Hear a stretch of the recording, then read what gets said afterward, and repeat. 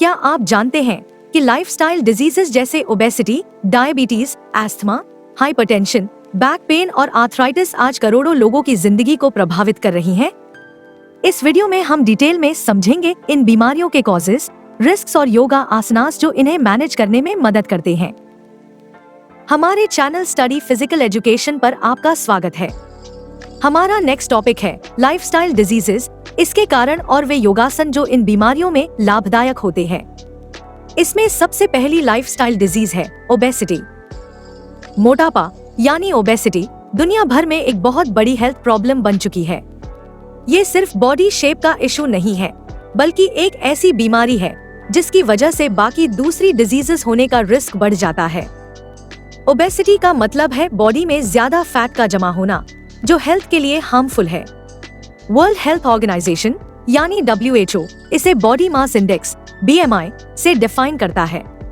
अगर किसी का BMI 25 से 29.9 है तो उसे ओवरवेट माना जाता है, और अगर BMI 30 या उससे ज्यादा है तो उसे ओबीस कहा जाता है। ओबेसिटी को समझना जरूरी है क्योंकि ये सिर्फ दिखने का मैटर नहीं है, बल्कि ये कई सीरियस बीमारियों की जड़ है। ओबेसिटी एक कॉम्प्लेक्स कंडीशन है और इसके पीछे कई कारण होते हैं।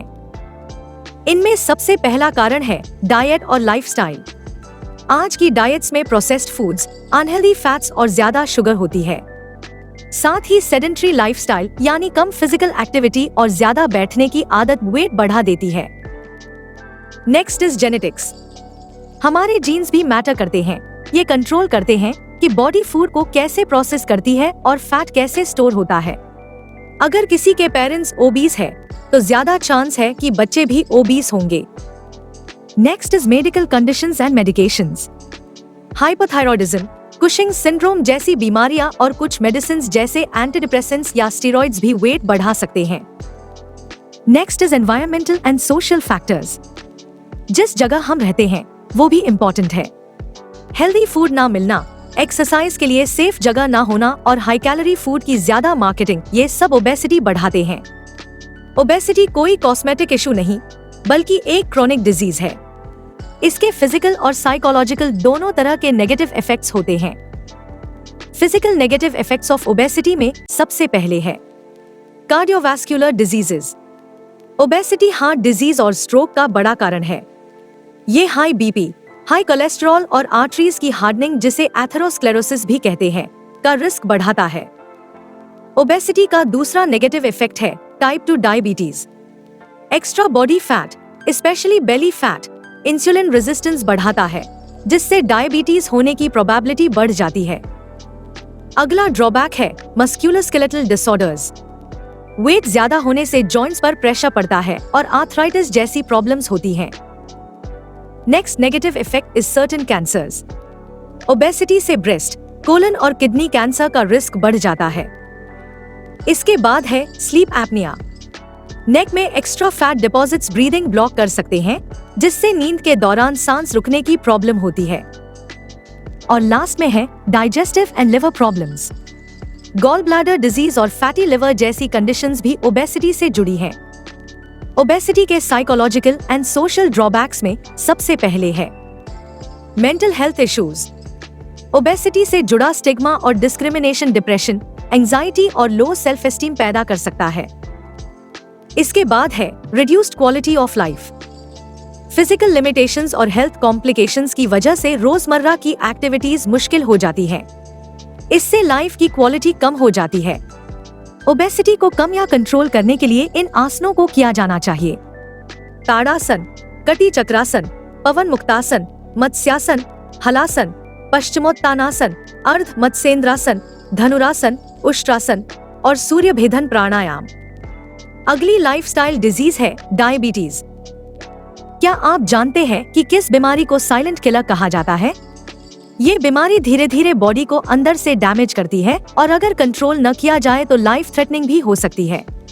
इस बीमारी का नाम है डायबिटीज।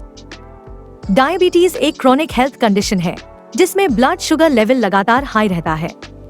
ये प्रॉब्लम तब होती है जब बॉडी इंसुलिन नाम के हार्मोन को ठीक से प्रोड्यूस नहीं कर पाती या इंसुलिन का सही इस्तेमाल नहीं कर पाती। Long term high blood sugar nerves और ब्लड वेसल्स को डैमेज कर देता है, जिससे कई हेल्थ कॉम्प्लिकेशंस हो सकती हैं। डायबिटीज के अलग अलग टाइप्स हैं और हर टाइप के कॉजेज अलग होते हैं। सबसे कॉमन 3 टाइप्स हैं। टाइप 1 डायबिटीज, जिसे इंसुलिन डिपेंडेंट डायबिटीज भी कहते हैं। टाइप 2 डायबिटीज, जिसे नॉन इंसुलिन डिपेंडेंट डायबिटीज भी कहते हैं। और जेस्टेशनल डायबिटीज।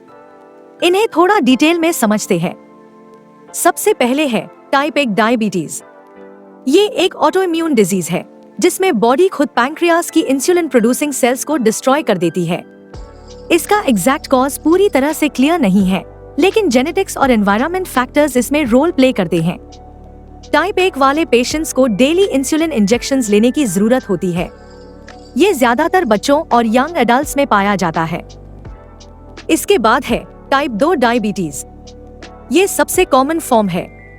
इसमें बॉडी इंसुलिन रेजिस्टेंस डेवलप कर लेती है, यानी बॉडी इंसुलिन तो बनाती है, लेकिन बॉडी की सेल्स इंसुलिन को प्रॉपर्ली यूज नहीं करती। शुरू में पैंक्रियाज एक्स्ट्रा इंसुलिन बनाता है, लेकिन धीरे धीरे वो भी फेल हो जाता है और ब्लड शुगर बढ़ जाता है।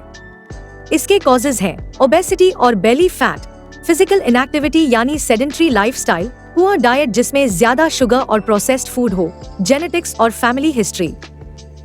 लास्ट में है जेस्टेशनल डायबिटीज। प्रेगनेंसी के दौरान कुछ विमेन को हाई ब्लड शुगर हो जाता है। प्लेसेंटा से निकलने वाले हार्मोन्स इंसुलिन के इफेक्ट को ब्लॉक कर देते हैं। डिलीवरी के बाद ये प्रॉब्लम ज्यादातर केसेस में खत्म हो जाती है, लेकिन मदर और चाइल्ड दोनों को फ्यूचर में टाइप 2 डायबिटीज का हाई रिस्क रहता है। अब हम बात करेंगे डायबिटीज के नेगेटिव इफेक्ट्स की। डायबिटीज में high blood sugar levels body के कई ऑर्गन्स और सिस्टम्स को डैमेज करते हैं, जैसे कार्डियोवैस्कुलर प्रॉब्लम्स। डायबिटिक लोगों में हार्ट अटैक और स्ट्रोक का रिस्क कई गुना बढ़ जाता है। हाई शुगर से आर्टरीज हार्ड हो जाती हैं और बीपी व कोलेस्ट्रॉल भी बढ़ सकता है। नर्व डैमेज यानी न्यूरोपैथी। डायबिटीज के कारण हाथों और पैरों में टिंगलिंग, नंबनेस और पेन हो सकता है। सेंसेशन लॉस से फुट इंजरीज और इन्फेक्शंस भी बढ़ जाते हैं। किडनी डैमेज यानी नेफ्रोपैथी। डायबिटीज किडनीज की फिल्टरिंग सिस्टम को डैमेज कर देता है और किडनी फेलियर तक हो सकता है। आई डैमेज यानी रेटिनोपैथी। डायबिटिक लोगों में रेटिना की ब्लड वेसल्स खराब हो जाती हैं, जिससे ब्लड विजन, कैटरैक्ट, ग्लोकोमा और ब्लाइंडनेस तक हो सकता है। Foot problems. डायबिटीज के कारण पुअर सर्कुलेशन और नर्व डैमेज से फुट अल्सर्स और इन्फेक्शंस हील नहीं होते और कभी-कभी एम्पुटेशन तक करनी पड़ती है। डायबिटीज को प्रिवेंट करने के लिए इन आसनों को करना चाहिए: कटी चक्रासन, पवन मुक्तासन, भुजंगासन, शलभासन, धनुरासन, सुप्त वज्रासन, पश्चिमोत्तानासन, अर्ध मत्स्येंद्रासन, मंडूकासन, गोमुखासन, योग मुद्रा, उष्ट्रासन, कपालभाति। तो दोस्तों, डायबिटीज को लाइटली लेना खतरनाक हो सकता है, लेकिन सही डाइट, एक्टिव लाइफस्टाइल और योगा की रेगुलर प्रैक्टिस से इसे कंट्रोल और प्रिवेंट किया जा सकता है। अगली लाइफस्टाइल डिजीज है अस्थमा। क्या आपने कभी ऐसा महसूस किया है कि सांस लेने में मुश्किल हो रही है, जैसे चेस्ट में टाइटनेस हो या बार बार खांसी और वीजिंग हो रही हो? अगर हाँ, तो ये अस्थमा का सिग्नल हो सकता है और अस्थमा को लाइटली लेना सही नहीं है। अस्थमा एक क्रोनिक इन्फ्लेमेटरी डिजीज है जो हमारी एयरवेज को प्रभावित करती है। इसमें एयरवेज सूज जाती हैं, नैरो हो जाती हैं और एक्स्ट्रा म्यूकस प्रोड्यूस करती हैं। रिजल्ट: सांस लेने में दिक्कत, खांसी, वीजिंग और कभी-कभी लाइफ थ्रेटनिंग अस्थमा अटैक्स भी। अस्थमा का क्योर तो नहीं है, लेकिन इसे मेडिसिन और सही लाइफस्टाइल से मैनेज किया जा सकता है, खासकर अस्थमा के ट्रिगर्स को अवॉइड करके। अब बात करते हैं अस्थमा के कॉजेज की। अस्थमा का एग्जैक्ट रीजन अभी तक पूरी तरह क्लियर नहीं है, लेकिन साइंटिस्ट का मानना है कि ये जेनेटिक्स और एनवायरमेंटल फैक्टर्स का कॉम्बो होता है। अस्थमा के कुछ मेजर फैक्टर्स हैं। जेनेटिक्स: अगर आपके पेरेंट्स या सिबलिंग्स को अस्थमा या एलर्जीज हैं, तो आपको भी अस्थमा होने का रिस्क बढ़ जाता है। Next is allergies. Asthma often एक एलर्जिक रिएक्शन की तरह बिहेव करता है। जिन लोगों को एक्सेमा, हे फीवर जैसी एलर्जीज होती हैं, उन्हें अस्थमा भी हो सकता है। कॉमन एलर्जेंस है पोलन, डस्ट माइट्स, मोल्ड, पेट डैंडर और cockroaches. Next is respiratory infections. Childhood में कुछ वायरल इन्फेक्शंस जैसे फ्लू या RSV लंग्स को डैमेज कर सकते हैं और लेटर एस्थमा का रिस्क बढ़ा सकते हैं। Next is environmental factors. Pollution जैसे smog, tobacco smoke, even second hand smoke और वर्कप्लेस में केमिकल्स या डस्ट का एक्सपोजर भी एस्थमा ट्रिगर कर सकता है। Last is obesity. ओवरवेट और ओबीस अडल्ट्स और चिल्ड्रन में एस्थमा का रिस्क ज्यादा होता है। एस्थमा सिर्फ एक छोटी सी ब्रीदिंग प्रॉब्लम नहीं है, इसके कई सीरियस ड्रॉबैक्स और रिस्क होते हैं, जैसे एस्थमा अटैक्स। सबसे बड़ा खतरा होता है सीवियर एस्थमा अटैक का। इसमें एयरवेज इतने टाइट हो जाते हैं कि सांस लेना ऑलमोस्ट इम्पॉसिबल हो जाता है। ये लाइफ थ्रेटनिंग हो सकता है और इमरजेंसी ट्रीटमेंट की जरूरत पड़ती है। Next is reduced quality of life. लगातार कफिंग, वीजिंग और शॉर्टनेस ऑफ ब्रेथ आपकी नींद, एक्सरसाइज, काम और डेली रूटीन सब पर असर डालती है। इससे लाइफ की क्वालिटी काफी कम हो जाती है। Next is chronic complications. अगर एस्थमा कंट्रोल में न हो तो एयरवेज में परमानेंट डैमेज हो सकता है, जैसे एयरवे वॉल्स मोटी हो जाना और लंग फंक्शन कम हो जाना। Next is sleep deprivation.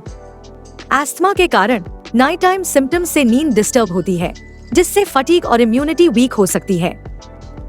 और लास्ट में अदर हेल्थ प्रॉब्लम्स। एस्थमा के साथ साथ GERD यानी गैस्ट्रिक रिफ्लक्स, निमोनिया जैसी प्रॉब्लम्स का रिस्क भी बढ़ जाता है। योगा ब्रीदिंग और लंग्स की स्ट्रेंथ बढ़ाने में बहुत हेल्प करता है। एस्थमा को कंट्रोल और रिड्यूस करने के लिए कुछ बहुत इफेक्टिव आसनास हैं। ताड़ासन, ऊर्ध्वहस्तोत्तानासन, उत्तान मंडूकासन, भुजंगासन, धनुरासन, उष्ट्रासन, वक्रासन, कपालभाति, गोमुखासन, मत्स्यासन और अनुलोम विलोम।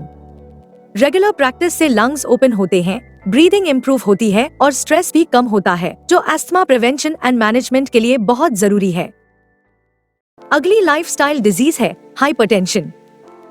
क्या आप जानते हैं कि दुनिया भर में हर तीसरा अडल्ट हाई ब्लड प्रेशर से जूझ रहा है और ज्यादातर लोगों को इसका पता भी नहीं चलता। यही वजह है कि हाइपरटेंशन को भी साइलेंट किलर कहा जाता है।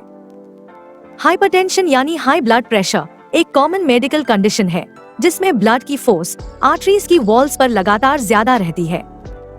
प्रॉब्लम यह है कि इस कांस्टेंट प्रेशर से धीरे धीरे आर्टरीज और बॉडी के दूसरे ऑर्गन्स डैमेज होने लगते हैं। नॉर्मल ब्लड प्रेशर 120/80 mmHg से कम होना चाहिए, लेकिन जब ये लिमिट क्रॉस हो जाए तो हेल्थ रिस्क्स बहुत बढ़ जाते हैं। हाइपरटेंशन का कोई सिंगल कॉज नहीं है, ये ज्यादातर जेनेटिक और लाइफस्टाइल फैक्टर्स का मिक्स होता है। कुछ फैक्टर्स जिनका हाइपरटेंशन से हाई कोरिलेशन मिला है वो इस प्रकार है। सबसे पहले है लाइफस्टाइल फैक्टर्स। अनहेल्दी डाइट जिसमें ज्यादा सॉल्ट, सैचुरेटेड फैट्स और कम फ्रूट्स व वेजिटेबल्स हों। लैक ऑफ फिजिकल एक्टिविटी यानी सेडेंट्री लाइफस्टाइल। ओबेसिटी जिससे हार्ट और ब्लड वेसल्स पर ज्यादा स्ट्रेन पड़ता है। एक्सेसिव अल्कोहल और tobacco use. Next is genetics and age. Family history, अगर आपके फैमिली में हाइपरटेंशन कॉमन है तो रिस्क ज्यादा है। एज बढ़ने के साथ आर्टरीज नेचुरली स्टिफ हो जाती हैं। In some cases underlying medical conditions such as kidney disease, sleep apnoea और थायराइड प्रॉब्लम्स भी हाइपरटेंशन का कारण हो सकती हैं। कुछ मेडिसिन्स भी साइड इफेक्ट के तौर पर बीपी बढ़ा सकती हैं। हाइपरटेंशन का सबसे बड़ा ड्रॉबैक ये है कि ये बॉडी के वाइटल ऑर्गन्स को धीरे धीरे डैमेज करता है और लाइफ थ्रेटनिंग कंडीशंस तक ले जा सकता है। फॉर एग्जाम्पल, कार्डियोवैस्कुलर डिजीजेस, ये हार्ट डिजीज और स्ट्रोक का मेजर कॉज है।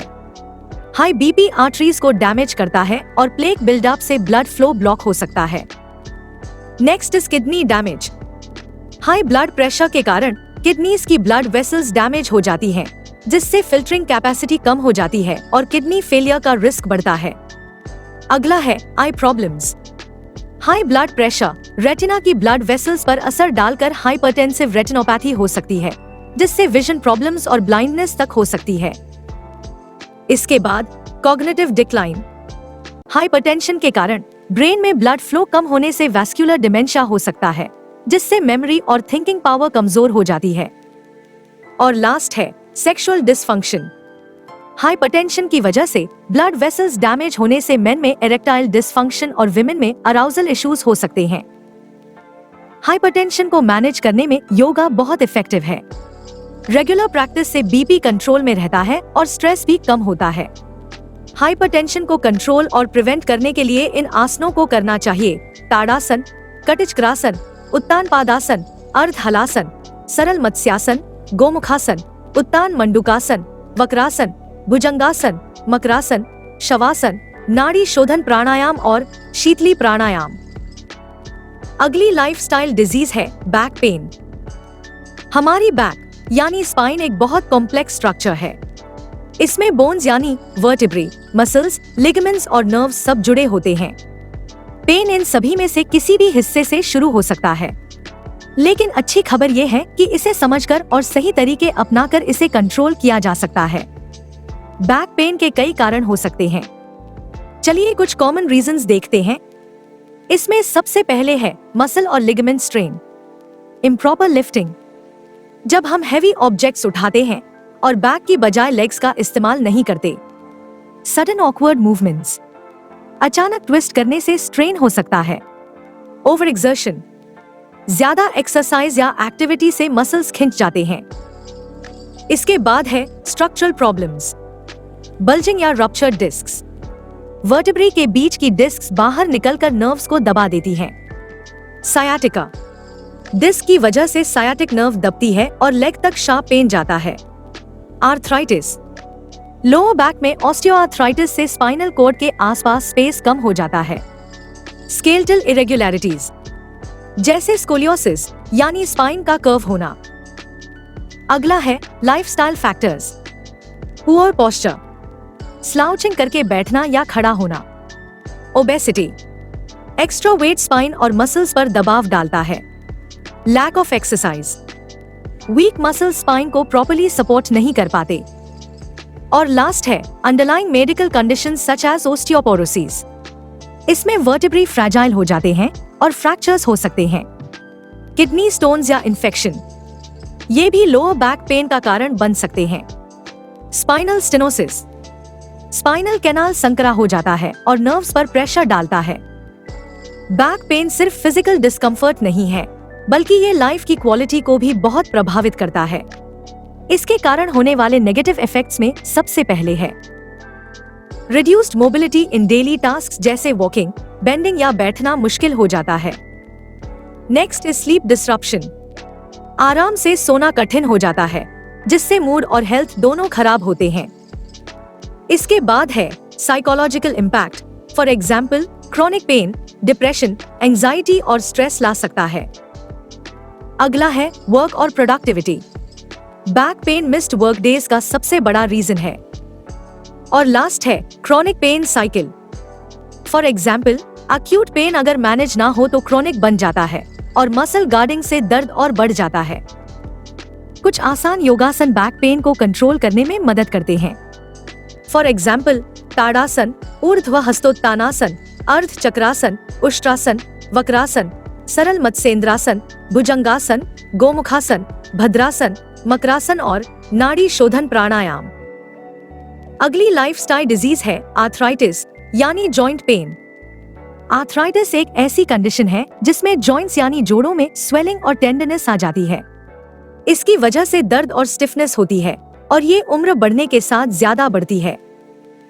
आर्थराइटिस के 100 से भी ज्यादा प्रकार हैं, लेकिन सबसे कॉमन है ऑस्टियोआर्थराइटिस और रूमेटॉइड आर्थराइटिस। ऑस्टियोआर्थराइटिस एक डिजेनरेटिव जॉइंट डिजीज है जिसमें कार्टिलेज, जो हड्डियों के बीच कुशन का काम करता है, धीरे धीरे घिसने लगता है। इसकी वजह से बोन्स आपस में रगड़ खाने लगती हैं और पेन, स्टिफनेस और रिड्यूस्ड मोबिलिटी होती है। यह ज्यादातर ओल्ड एज में और उन जॉइंट्स पर होता है जिनका ओवरयूज होता है, जैसे नीज, हिप्स और स्पाइन। रूमेटॉइड आर्थराइटिस एक ऑटोइम्यून डिजीज है जिसमें शरीर की इम्यून सिस्टम ही अपने जॉइंट्स की लाइनिंग, जिसे सिनोवियम कहते हैं, पर हमला करती है। इससे इन्फ्लेमेशन, स्वेलिंग, पेन और धीरे धीरे जॉइंट डैमेज हो सकता है। यह किसी भी एज में हो सकता है और अक्सर सिमेट्रिकल जॉइंट्स यानी दोनों हाथ या दोनों पैर को प्रभावित करता है। सिंपल वर्ड्स में ऑस्टियोआर्थराइटिस वेयर टियर वाली आर्थराइटिस और rheumatoid arthritis immune system attack वाली आर्थराइटिस है। आर्थराइटिस के एग्जैक्ट कारण पूरी तरह समझे नहीं गए हैं, लेकिन इसमें जेनेटिक, एनवायरमेंटल और लाइफस्टाइल फैक्टर्स का बड़ा रोल होता है। इसके अलावा एजिंग, जिसमें उम्र के साथ कार्टिलेज नेचुरली कमजोर होता है। ओबेसिटी, जिसमें ज्यादा वेट होने से जॉइंट्स पर एक्स्ट्रा स्ट्रेस पड़ता है। जॉइंट इंजरी, जिसमें चोट या एक्सीडेंट की वजह से कार्टिलेज जल्दी डैमेज हो सकता है। आर्थराइटिस सिर्फ जॉइंट पेन तक सीमित नहीं है, बल्कि ये हेल्थ और लाइफस्टाइल दोनों पर असर डालता है। इसमें सबसे पहले है क्रॉनिक पेन एंड डिसेबिलिटी, जिसमें लगातार दर्द और स्टिफनेस होती है, जिससे चलना, कपड़े पहनना या रोजमर्रा के काम करना मुश्किल हो जाता है। Next is physical limitations. इसमें आर्थराइटिस के दर्द के कारण एक्सरसाइज और फिजिकल एक्टिविटी कम होने से ओबेसिटी, हार्ट डिजीज और डायबिटीज का रिस्क बढ़ जाता है। इसके बाद है सिस्टेमिक कॉम्प्लिकेशंस, खासकर रूमेटॉइड आर्थराइटिस बॉडी के दूसरे ऑर्गन्स को भी डैमेज कर सकता है, जैसे हार्ट, लंग्स, आईज और स्किन। और लास्ट है साइकोलॉजिकल इम्पैक्ट, यानी लगातार दर्द और मोबिलिटी कम होने की वजह से डिप्रेशन, एंजाइटी और लोनलीनेस बढ़ सकती है। ये आसन आर्थराइटिस में बहुत हेल्पफुल साबित होते हैं। ताड़ासन, ऊर्ध्व हस्तोत्तानासन, अर्ध चक्रासन, उष्ट्रासन, वक्रासन, सरल मत्स्येंद्रासन, भुजंगासन, गोमुखासन, भद्रासन, मकरासन और नाड़ी शोधन प्राणायाम। आर्थराइटिस को पूरी तरह रोकना मुश्किल है, लेकिन सही लाइफस्टाइल, रेगुलर योगा और प्रॉपर ट्रीटमेंट से इसके असर को कम किया जा सकता है। याद रखिए, एक्टिव रहना ही सबसे बड़ी दवा है। अगर आप इसी तरह फिजिकल एजुकेशन के टॉपिक्स आसान तरीके से समझना चाहते हैं, तो हमारी बुक ले सकते हैं। लिंक नीचे डिस्क्रिप्शन बॉक्स में दिया है। और इस चैनल को सब्सक्राइब करें ताकि हमारी आगे आने वाली वीडियोस आपसे मिस न हो। अब हम सभी आसनों को करने का प्रोसीजर, बेनिफिट्स और प्रिकॉशंस जानेंगे। पहला आसन है अर्ध मत्स्येंद्रासन या सरल मत्स्येंद्रासन। इस आसन का नाम महान योगी मत्स्येंद्रनाथ के नाम पर रखा गया है। यह नाम संस्कृत वर्ड से डिराइव हुआ है। अर्धा का मतलब है हाफ, मत्स्य का मतलब है फिश और इंद्रा का मतलब है किंग। तो इस तरह से इसका पूरा नाम हुआ half Lord of the fishes pose. अब हम इस आसन को करने के प्रोसीजर को स्टेप वाइज समझेंगे। Step 1, preparation. सबसे पहले अपने योगा मैट पर बैठ जाएं। अपने दोनों पैरों को आगे की ओर फैलाएं। अपनी स्पाइन को सीधा रखें।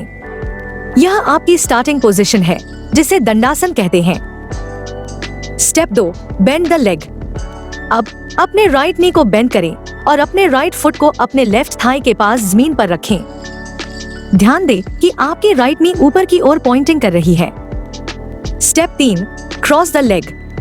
अब अपने लेफ्ट लेग को बेंड करें और अपने लेफ्ट फुट को अपने राइट हिप के पास लाएं। Step 4, the twist. अपने राइट हैंड को अपनी बैक के पीछे जमीन पर रखें। अब अपने लेफ्ट आर्म को ऊपर उठाएं और अपने राइट नी के बाहर की ओर लाएं। अपनी लेफ्ट एल्बो को राइट नी पर हुक करें। Step 5, hold the pose.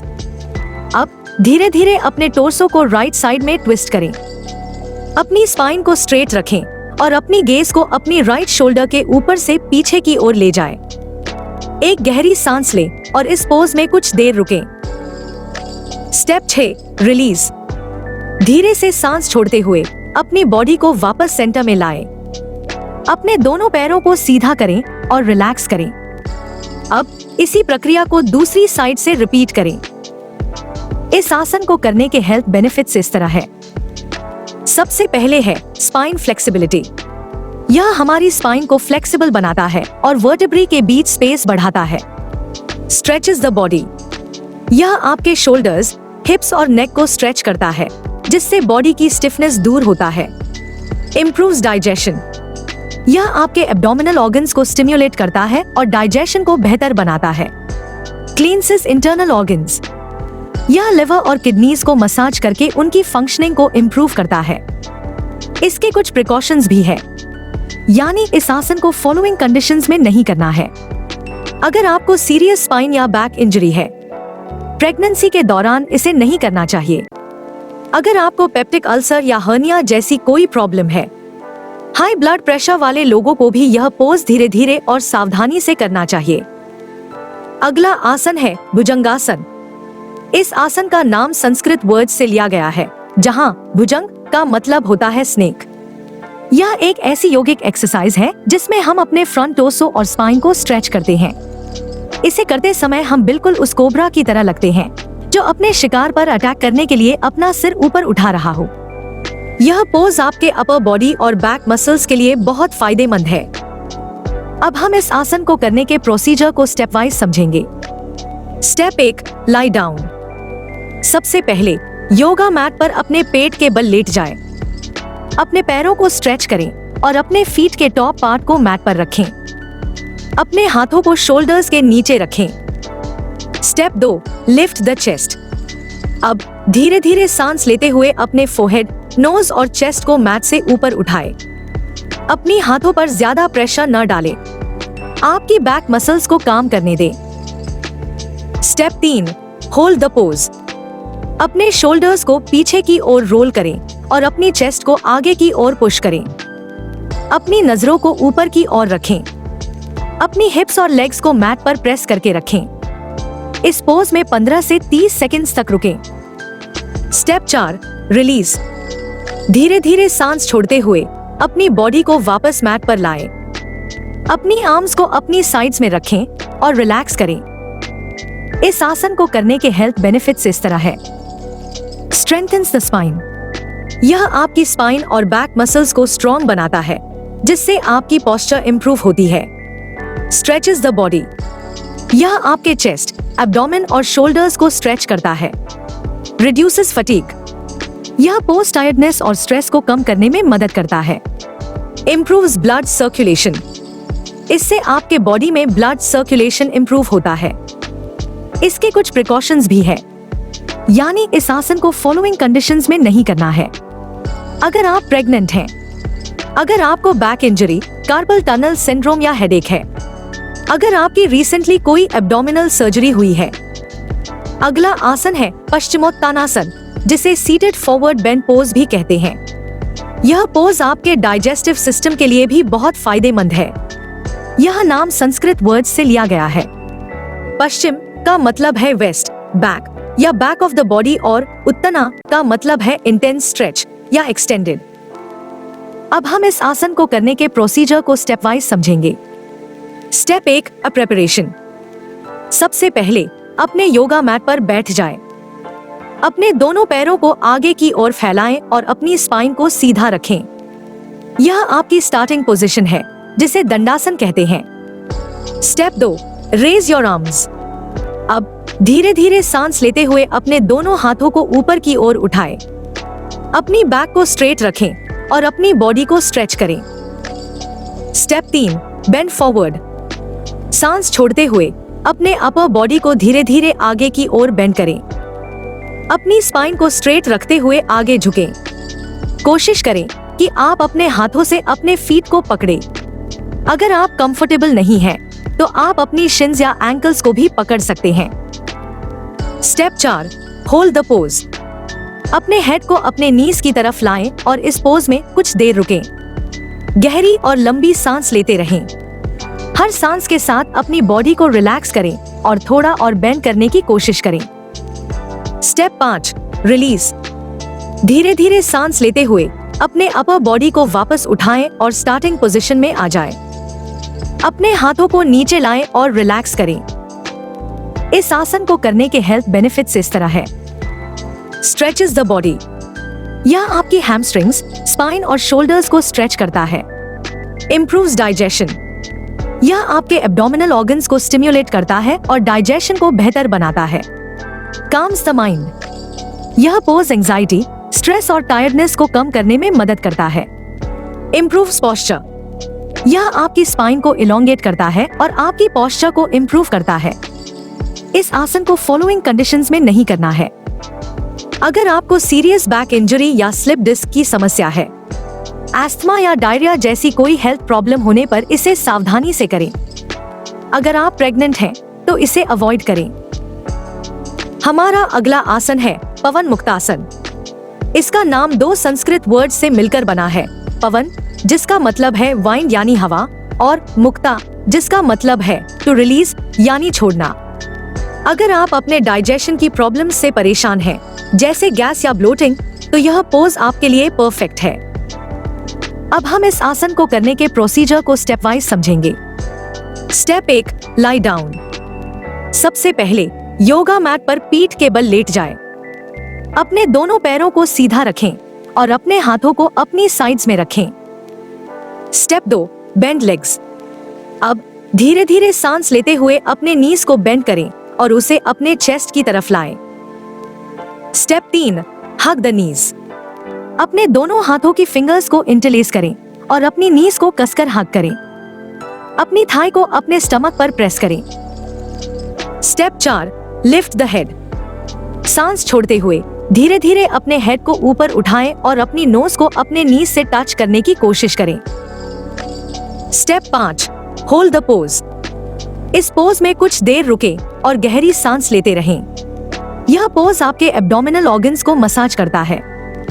Step 6, release. धीरे धीरे सांस छोड़ते हुए अपने हेड और लेग्स को वापस नीचे लाएं। इस आसन को करने के हेल्थ बेनिफिट्स इस तरह है। Relieves gas and bloating. यह पोज आपके डाइजेस्टिव सिस्टम को स्टिम्युलेट करता है और गैस और ब्लोटिंग जैसी प्रॉब्लम से छुटकारा दिलाता है। Strengthens abdomen. यह आपके एब्डोमिनल मसल्स को स्ट्रेंथन करता है। Stretches the body. यह आपकी लोअर बैक, हिप्स और थाइस को स्ट्रेच करता है। Massages organs. यह आपके स्टमक और इंटेस्टिन्स को मसाज करके उनकी फंक्शनिंग को इम्प्रूव करता है।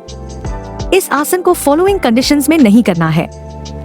अगर आप प्रेग्नेंट हैं, अगर आपको सीरियस बैक इंजरी या स्लिप डिस्क की समस्या है, हर्निया या एब्डोमिनल सर्जरी के बाद इसे अवॉइड करें। अगला आसन है गोमुखासन।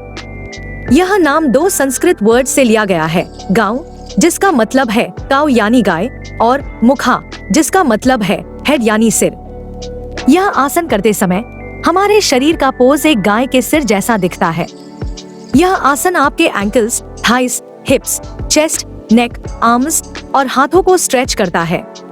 अब हम इस आसन को करने के प्रोसीजर को स्टेप वाइज समझेंगे। Step 1, preparation. सबसे पहले अपने योगा मैट पर बैठ जाएं।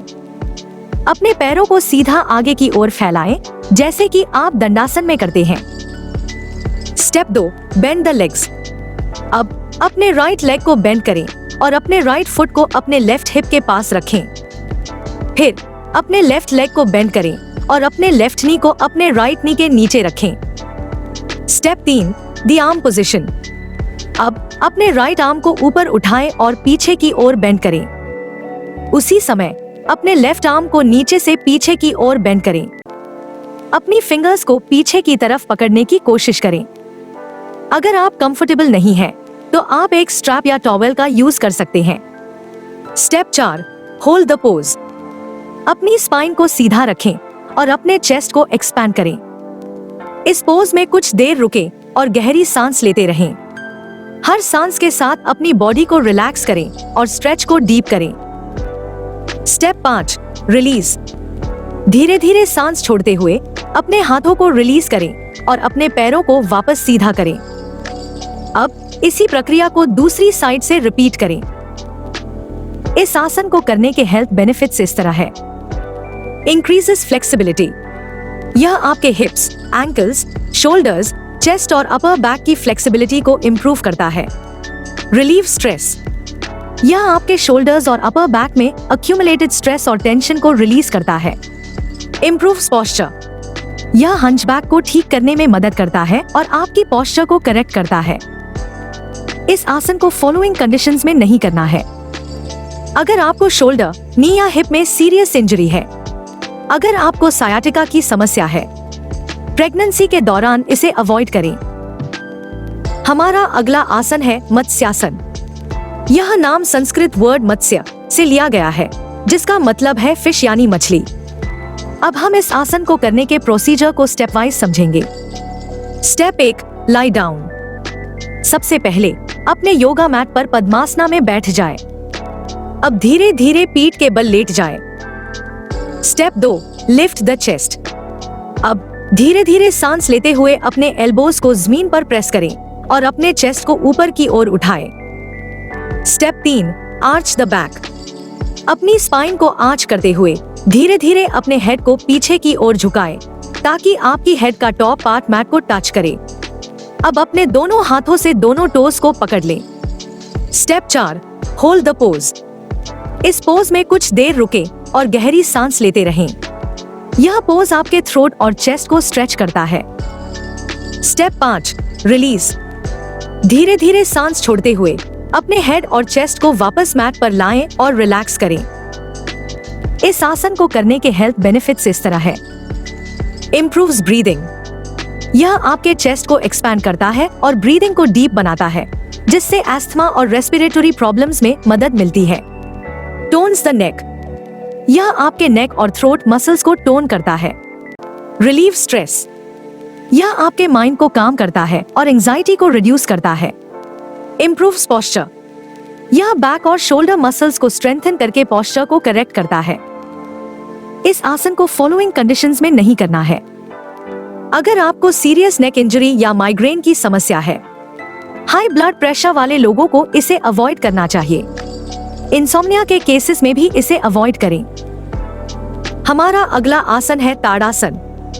यह नाम संस्कृत वर्ड ताड़ा से लिया गया है, जिसका मतलब है पाम ट्री यानी ताड़ का पेड़। अष्टांगा योग के अनुसार सूर्य नमस्कार का यह पहला और आखिरी आसना है। अगर आप अपनी पोस्चर को इम्प्रूव करना चाहते हैं, बैलेंस बढ़ाना चाहते हैं और पूरे शरीर में एनर्जी लाना चाहते हैं, तो हम तड़ासना करेंगे, जिसे माउंटेन पोज भी कहते हैं। यह सभी स्टैंडिंग पोजेस की फाउंडेशन है। अब हम इस आसन को करने के प्रोसीजर को स्टेप वाइज समझेंगे। Step 1, the base. सबसे पहले अपने योगा मैट पर सीधे खड़े हो जाएं। अपने पैरों को एक साथ रखें और अपने हाथों को अपने साइड्स में रखें। Step 2, engage the body.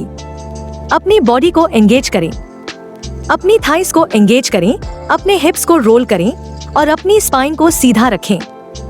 अपने शोल्डर्स को रिलैक्स रखें और अपने चेस्ट को ओपन करें। Step 3, lift the arms. अब धीरे धीरे सांस लेते हुए अपने दोनों हाथों को ऊपर की ओर उठाएं। अपनी फिंगर्स को इंटरलेस करें और अपनी पाल्म्स को ऊपर की ओर स्ट्रेच करें। अपने एंकल्स और टोज पर बैलेंस बनाएं। Step 4, the final stretch. अगर आप कंफर्टेबल हैं, तो धीरे धीरे अपने हील्स को मैट से ऊपर उठाएं और अपने टोज पर बैलेंस करें। अपनी बॉडी को पूरी तरह से स्ट्रेच करें, जैसे कि आप आसमान को छूना चाहते हो। Step 5, hold the pose. इस पोज में कुछ देर रुके और गहरी सांस लेते रहें। यह पोज आपके माइंड और बॉडी में कामनेस और स्टेबिलिटी लाता है। Step 6, release. धीरे धीरे सांस छोड़ते हुए अपने हील्स और हाथों को वापस नीचे लाएं और स्टार्टिंग पोजीशन में आ जाएं। इस आसन को करने के हेल्थ बेनिफिट्स इस तरह है। Improves posture. यह आपकी पोस्चर को करेक्ट करता है और स्पाइन को स्ट्रेंथन करता है। Increases height. बच्चों और टीनेजर्स में इसे रेगुलरली प्रैक्टिस करने से हाइट बढ़ाने में मदद मिलती है। Relieve stress. यह आपके माइंड को काम करता है और स्ट्रेस और एंजाइटी को रिड्यूस करता है। Strengthens body. यह आपके एंकल्स, थाइस और एब्डोमिनल मसल्स को स्ट्रेंथन करता है। इस आसन को फॉलोइंग कंडीशंस में नहीं करना है। अगर आपको हेडेक या इंसोम्निया की समस्या है, लो ब्लड प्रेशर वाले लोगों को इसे अवॉइड करना चाहिए। हाई ब्लड प्रेशर वाले लोगों को इसे बिना हील्स उठाए करना चाहिए। हमारा अगला आसन है शवासन। यह नाम संस्कृत वर्ड शवा से लिया गया है, जिसका मतलब है कॉर्प्स यानी शव। यह आसन देखने में सोने जैसा लगता है और इसे कोई भी कर सकता है। यह आसन देखने में बहुत आसान लगता है, लेकिन इसी आसन को करने में लोग सबसे ज्यादा गलतियां करते हैं। इसलिए इस आसन के प्रोसीजर को समझना बहुत जरूरी है। अब हम इस आसन को करने के प्रोसीजर को स्टेप वाइज समझेंगे। Step 1, lie down. सबसे पहले अपने योगा मैट पर पीठ के बल लेट जाएं। अपने पैरों को थोड़ा अलग रखें और अपनी आर्म्स को अपनी साइड्स में रखें, पाम्स ऊपर की ओर। Step 2, relax the body. अपने टोस को बाहर की ओर गिरने दें और अपनी बॉडी को पूरी तरह से रिलैक्स करें। अपनी आईज क्लोज करें। अपनी स्पाइन को स्ट्रेट रखें और अपनी शोल्डर्स को मैट पर रेस्ट करने दें। Step 3, breathe. अब अपनी ब्रीदिंग पर फोकस करें। गहरी और लंबी सांस लें और धीरे धीरे सांस छोड़ें। हर सांस के साथ अपनी बॉडी को और भी रिलैक्स होने दें। Feel the rise and fall of your abdomen with each breath. Step 4. The final relaxation.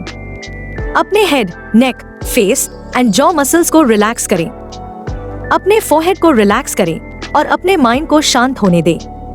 5 से 10 मिनट्स तक इस पोज में रहें। इस आसन को करने के हेल्थ बेनिफिट्स इस तरह है। Complete relaxation. यह आपके पूरे नर्वस सिस्टम को काम करता है और स्ट्रेस और एंजाइटी को रिड्यूस करता है। Improves focus. यह आपके माइंड को शांत करता है और कंसंट्रेशन को इम्प्रूव करता है। Lowers blood pressure. यह आपके ब्लड प्रेशर को लोअर करने में मदद करता है। Integrates the practice. यह आपके योग प्रैक्टिस के बेनिफिट्स को आपकी बॉडी में इंटीग्रेट करने में मदद करता है। यह पोज लगभग हर कोई कर सकता है, लेकिन कुछ कंडीशंस में नहीं करना है। प्रेग्नेंट विमेन को यह पोज लेफ्ट साइड में करना चाहिए। अगर आपको बैक पेन है तो अपने नीज के नीचे एक बोल्स्टर या टॉवेल रख सकते हैं। हमारा अगला आसन है वक्रासन, जिसे ट्विस्टेड पोज भी कहते हैं। यह नाम संस्कृत वर्ड वक्रा से लिया गया है, जिसका मतलब है ट्विस्टिंग यानी मोड़ना। यह आसन अर्ध मत्स्येंद्रासन का एक सिंप्लीफाइड फॉर्म है। अब हम इस आसन को करने के प्रोसीजर को स्टेप वाइज समझेंगे। Step 1, preparation. सबसे पहले अपने योगा मैट पर बैठ जाएं। अपने दोनों पैरों को आगे की ओर फैलाएं और अपनी स्पाइन को सीधा रखें। यह आपकी स्टार्टिंग पोजीशन है, जिसे दंडासन कहते हैं। Step 2, bend the leg. अब अपने राइट नी को बेंड करें और अपने राइट फुट को अपने लेफ्ट नी के पास जमीन पर रखें। ध्यान दें कि आपकी राइट नी ऊपर की ओर पॉइंट कर रही हो। Step 3, the twist. अपने राइट हैंड को अपनी बैक के पीछे जमीन पर रखें। अब अपने लेफ्ट आर्म को ऊपर उठाएं और अपने राइट नी के बाहर की ओर लाएं।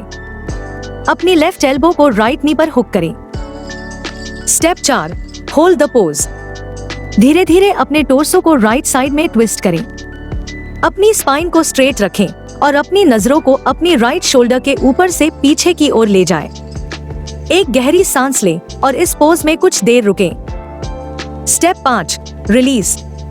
धीरे से सांस छोड़ते हुए अपनी बॉडी को वापस सेंटर में लाएं। अपने पैरों को सीधा करें और रिलैक्स करें। अब इसी प्रक्रिया को दूसरी साइड से रिपीट करें। इस आसन को करने के हेल्थ बेनिफिट्स इस तरह है। Spine flexibility.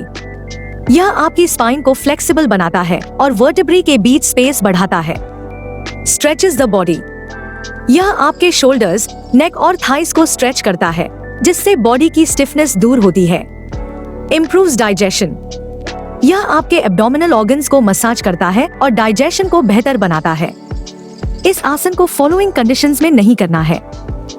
अगर आपको सीरियस स्पाइन या बैक इंजरी है, प्रेगनेंसी के दौरान इसे सावधानी से करें। और अगर आपको हर्निया या पेप्टिक अल्सर जैसी कोई प्रॉब्लम है, इस आसन को नहीं करना है। हमारा अगला आसन है शलभासन, जिसे लोकस्ट पोज भी कहते हैं। यह नाम संस्कृत वर्ड शलभ से लिया गया है, जिसका मतलब है लोकस्ट या ग्रास हॉपर। शलभासना करते समय हमारे शरीर का शेप एक लोकस्ट या ग्रास हॉपर जैसा दिखता है, इसलिए इसे लोकस्ट पोज भी कहते हैं। अब हम इस आसन को करने के प्रोसीजर को स्टेप वाइज समझेंगे। Step 1, preparation. सबसे पहले अपने योगा मैट पर पेट के बल लेट जाएं। अपने फीट को एक साथ रखें और अपने हाथों को अपनी थाइस के नीचे रखें, पाल्म्स नीचे की ओर। Step 2, lift the legs.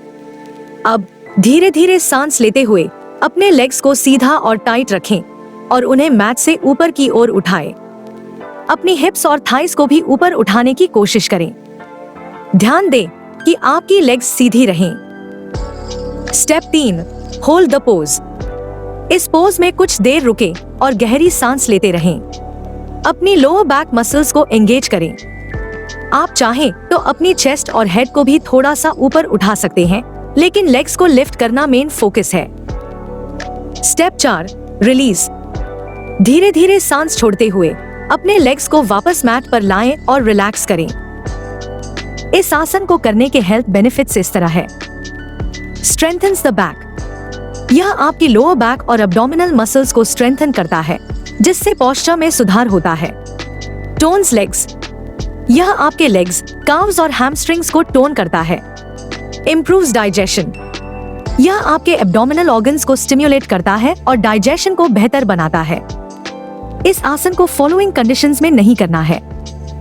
अगर आप प्रेग्नेंट हैं, अगर आपको बैक इंजरी या हर्निया की समस्या है, हाई ब्लड प्रेशर वाले लोगों को इसे अवॉइड करना चाहिए। हमारा अगला आसन है कटिचक्रासन, जिसे स्टैंडिंग स्पाइनल ट्विस्ट पोज भी कहते हैं। यह पोज आपके नर्वस सिस्टम को काम करता है और स्ट्रेस को रिलीज करता है। अब हम इस आसन को करने के प्रोसीजर को स्टेप वाइज समझेंगे। Step 1, preparation. सबसे पहले अपने योगा मैट पर सीधे खड़े हो जाएं। अपने पैरों के बीच लगभग एक शोल्डर विड्थ डिस्टेंस रखें। अपने हाथों को अपने शोल्डर्स के लेवल पर साइड में फैलाएं। Step 2, the twist. अब धीरे धीरे सांस छोड़ते हुए अपने अपर बॉडी को राइट साइड में ट्विस्ट करें। अपने लेफ्ट हैंड को अपने राइट शोल्डर पर रखें और अपने राइट आर्म को अपनी बैक के पीछे की ओर ले जाएं। Step 3, hold the pose. इस पोज में कुछ देर रुकें और गहरी सांस लेते रहें। आपकी नीज और फीट को मूव न करें, सिर्फ अपनी वेस्ट को ट्विस्ट करें। Step 4, release. धीरे धीरे सांस लेते हुए अपनी बॉडी को वापस सेंटर में लाएं। अब इसी प्रक्रिया को दूसरी साइड से रिपीट करें। इस आसन को करने के हेल्थ बेनिफिट्स इस तरह है। स्पाइनल हेल्थ, यह आपकी स्पाइन की फ्लेक्सिबिलिटी को इंप्रूव करता है और बैक स्टिफनेस को कम करता है। टोन्स द एब्डोमेन, यह आपके एब्डोमिनल मसल्स को टोन करता है और डाइजेशन को बेहतर बनाता है। रिलीव स्ट्रेस, यह आपके माइंड को काम करता है और स्ट्रेस और टेंशन को रिड्यूस करता है। इम्प्रूव्स ब्लड सर्कुलेशन, यह आपके अपर बॉडी में ब्लड सर्कुलेशन को इम्प्रूव करता है। इस आसन को फॉलोइंग कंडीशंस में नहीं करना है। अगर आपको सीरियस बैक इंजरी या हर्निया की समस्या है, अगर आपको हाई ब्लड प्रेशर है, तो इसे धीरे धीरे और सावधानी से करें। प्रेगनेंसी के दौरान इसे अवॉइड करें। हमारा अगला आसन है धनुरासन, जिसे बो पोज भी कहते हैं। इस आसन में शरीर बो यानी धनुष की तरह दिखाई देता है। अब हम इस आसन को करने के प्रोसीजर को स्टेप वाइज समझेंगे। Step 1, lie down. सबसे पहले अपने योगा मैट पर पेट के बल लेट जाएं। अपने पैरों को थोड़ा अलग रखें और अपनी आर्म्स को अपनी साइड्स में रखें। Step 2, bend the legs. अब धीरे धीरे सांस छोड़ते हुए अपने दोनों नीज को बेंड करें और अपने हील्स को अपनी हिप्स की तरफ लाएं। Step 3, grab the ankles. अपने हाथों से अपने एंकल्स को पकड़े, अपनी बॉडी को रिलैक्स रखें। Step 4, lift the body. अब धीरे धीरे सांस लेते हुए अपने लेग्स को पीछे की ओर पुश करें। इससे आपकी थाइस, चेस्ट और हेड मैट से ऊपर उठ जाएंगी। आपकी बॉडी एक धनुष की तरह लगेगी। Step 5, hold the pose. इस पोज में कुछ देर रुकें और गहरी सांस लेते रहें।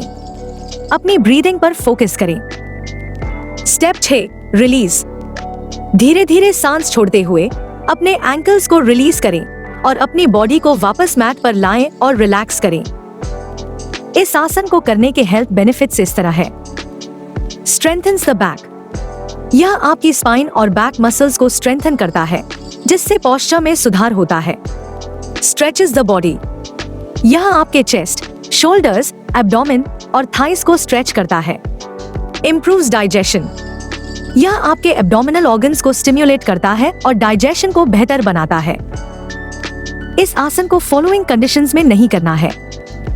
अगर आपको सीरियस बैक इंजरी, हर्निया या पेप्टिक अल्सर की समस्या है, हाई ब्लड प्रेशर या माइग्रेन वाले लोगों को इसे अवॉइड करना चाहिए। प्रेगनेंसी के दौरान इसे अवॉइड करें।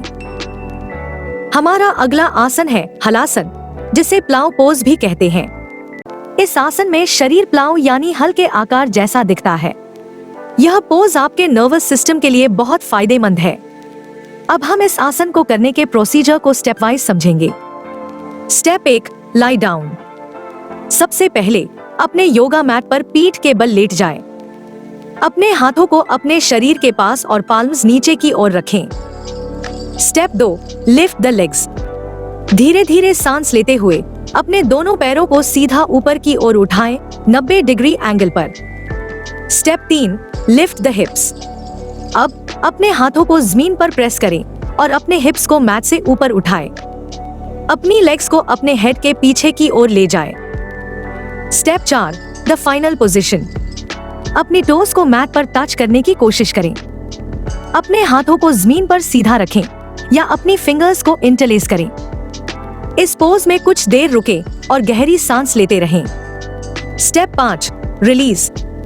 धीरे धीरे सांस छोड़ते हुए अपनी स्पाइन को मैट पर वापस लाएं। अपनी लेग्स को सीधा रखें और रिलैक्स करें। इस आसन को करने के हेल्थ बेनिफिट्स इस तरह है।